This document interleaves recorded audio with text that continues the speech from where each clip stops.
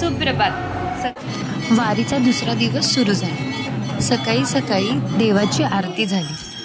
आरती झाल्यानंतर वारीत घेऊन जायची तुळशी आणि पाण्याची कळशी याची प्रदक्षिणा पूर्ण भुयाराला घातली गेली। पहाटेची वेळ असल्यामुळे वातावरण अगदी सुंदर होतं। गावाकडची सकाळ म्हणजे अगदी रमणीय स्थान असतं। त्या सूर्यकिरणांमध्ये वारीचं दिसणारं दृश्य हे अधिक लोभस दिसत होतं।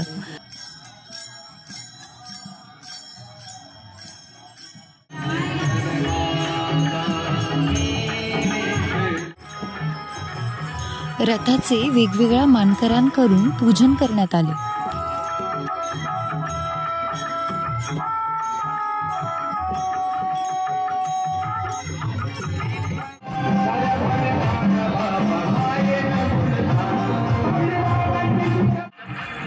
त्यानंतर थोडासा विरंगुळा म्हणून आम्ही सगळ्या महिला एकत्र येऊन छानसे फोटोज काढले। त्यानंतर वारी टाळ मृदुंग विठुनामाचा नाम गजरात सुरू झाली।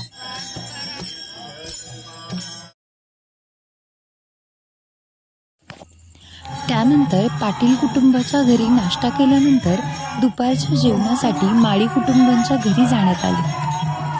सर्वप्रथम सर्व वारकऱ्यांनी थंडगार अशा उसाच्या रसाचा स्वाद घेतला।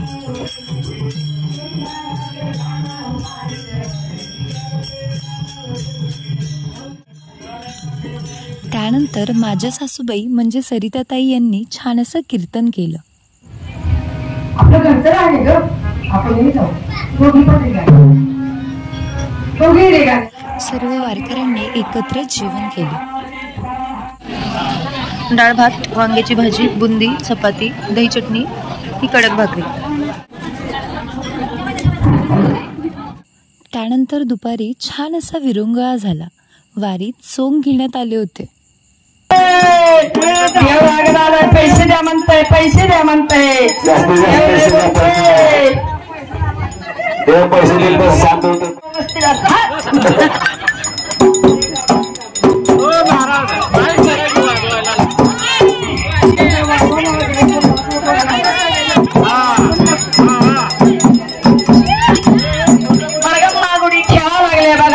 अंगात आले देवीच्या अंगात आले, सुपावर खेळते अशी आमची देवी हाय बघा बाई, सुपावरची देवी माझी नरगम्माबाई।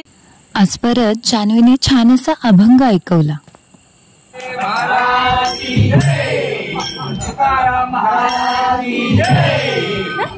त्यानंतर रिंगण घेण्यात आले।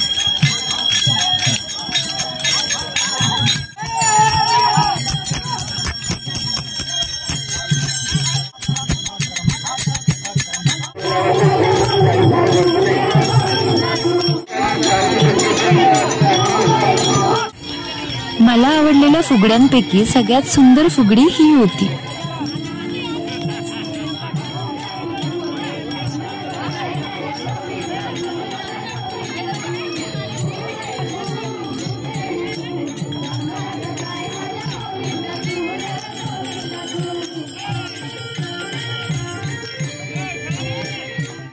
मावळतीच्या सूर्यकिरणात झेंडे अगदी सुंदर दिसत होते।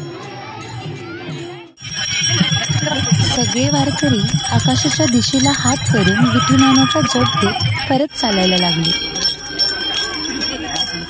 रात्रीच्या अंधारात रथ अगदी लोभस दिसत होता, अगदी उठून दिसत होता।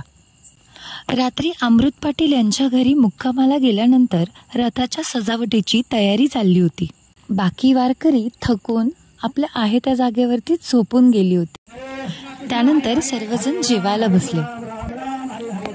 लाईट गेल्यामुळे थोड्याशा उजेडातच सगळे जेवायला बसले होते। त्यातून एका दादाने गंमतच केली, भातामध्ये गुलाबजामाचा पाक देऊन दिला। त्यानंतर बरेचसेच वारकरी आपल्या जागी पडल्या पडल्या कीर्तनाचा आनंद घेत झोपी गेली।